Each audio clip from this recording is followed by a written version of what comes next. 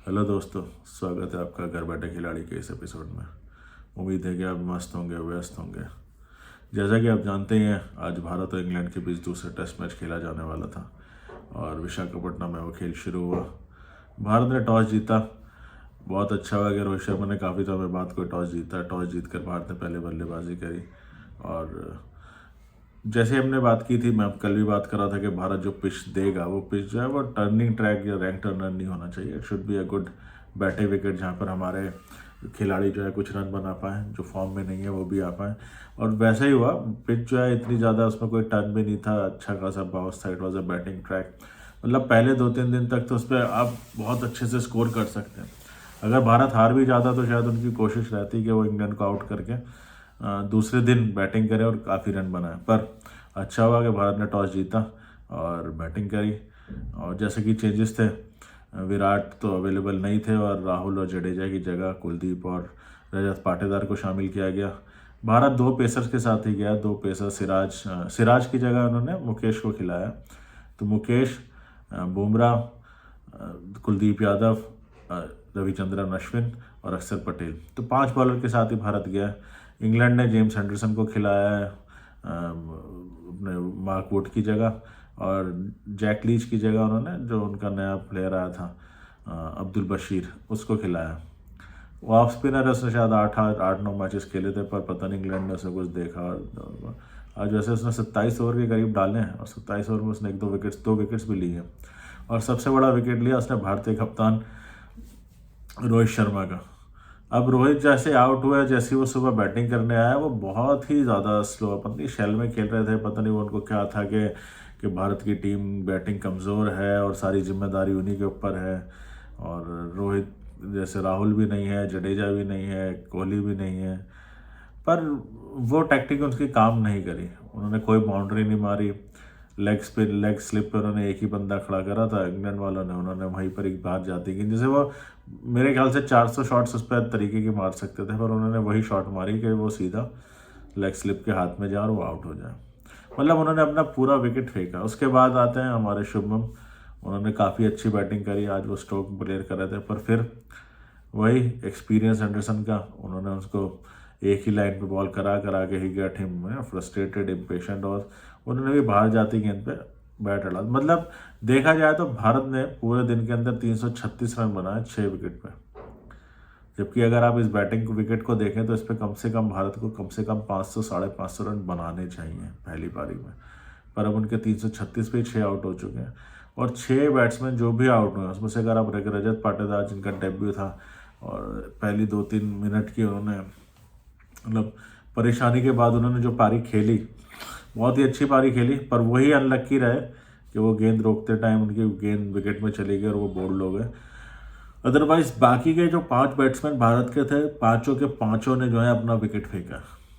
मतलब आप रोहित की बात कर लीजिए, शुभमन की बात कर लीजिए, श्रेयस अय्यर की बात कर लीजिए, और सबके सब स्टार्ट लेने के बाद मतलब सबने 27-27, 28-28, 30-35 रन बनाए।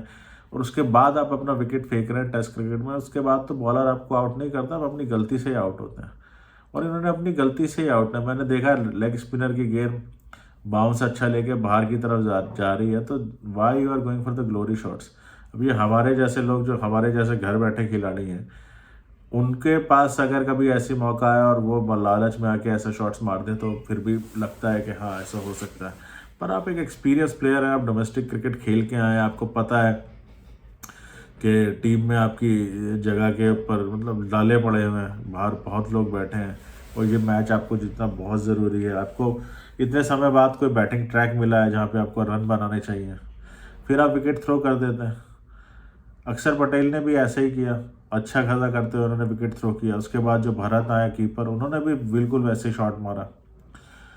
फिर आप बोलते हैं कि जी हमें भारतीय टीम के अंदर कई खिलाड़ियों को मौका नहीं मिलता। अब ऋषभ पंत नहीं है, अगर केएस भरत थे और उनको इतने मौके मिल रहे हैं तो उन्हें भुनाना चाहिए ना मौके। उनको मारनी चाहिए सेंचुरी, मारनी चाहिए हाफ सेंचुरी, मारे 80-90 रन, अपना दावा मजबूत करें कि जब ऋषभ को आना हो तो उनको प्रदर्शन करके उनकी टीम में वापसी हो। पर अगर आप ऐसा काम नहीं करेंगे तो दूसरा तो सीधे ही टीम में बनता है ना फिर। यही बात श्रेयस अय्यर को भी समझनी चाहिए। उन्होंने भी जो है अपना विकेट 27-28 रन बनाने के बाद फेंक दिया। पूरे दिन के अंदर जो सिर्फ किसी एक बल्लेबाज ने भारतीय की इज्जत बचाई है वो थे यशस्वी जायसवाल।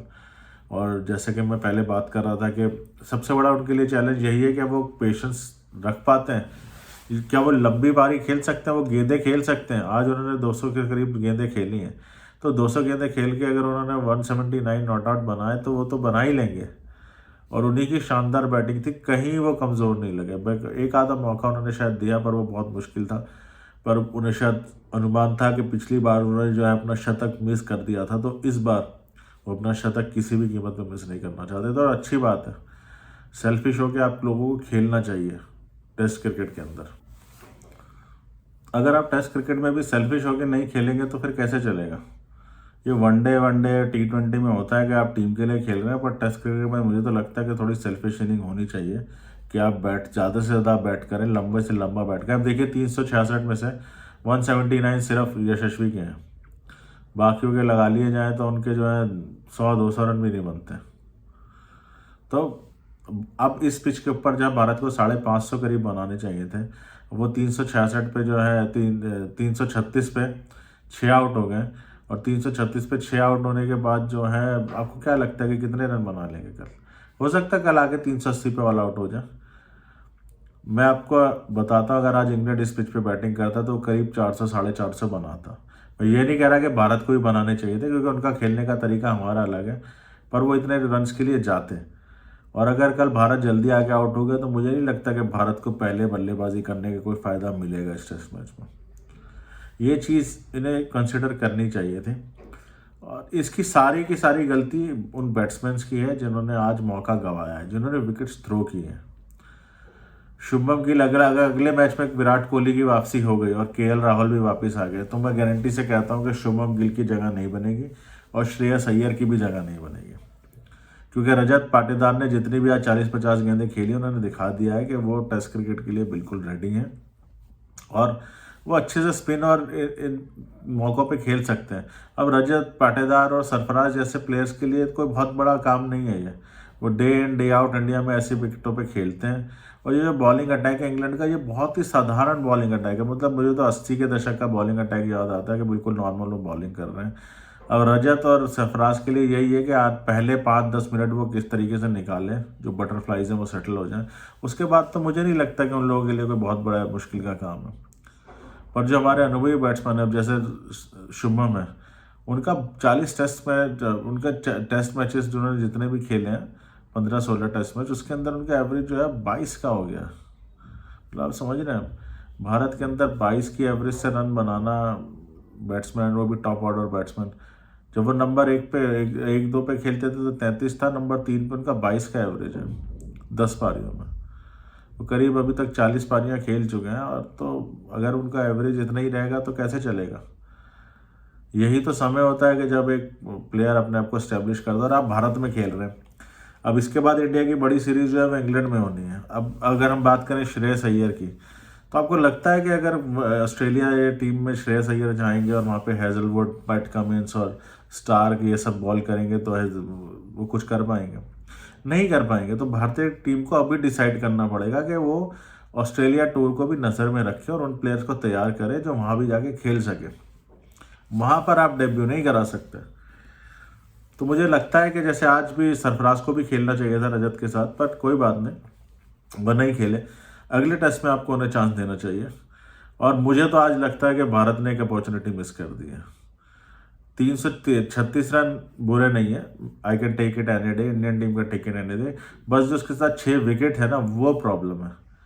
क्योंकि अब वो 6 विकेट गिर गए और कल आते ही आप आउट हो जाते हैं। आप अगर 350, 360, 70 में आउट हो जाते हैं तो सीधा सीधा एडवांटेज जो है वो इंग्लैंड का है, आपका नहीं है।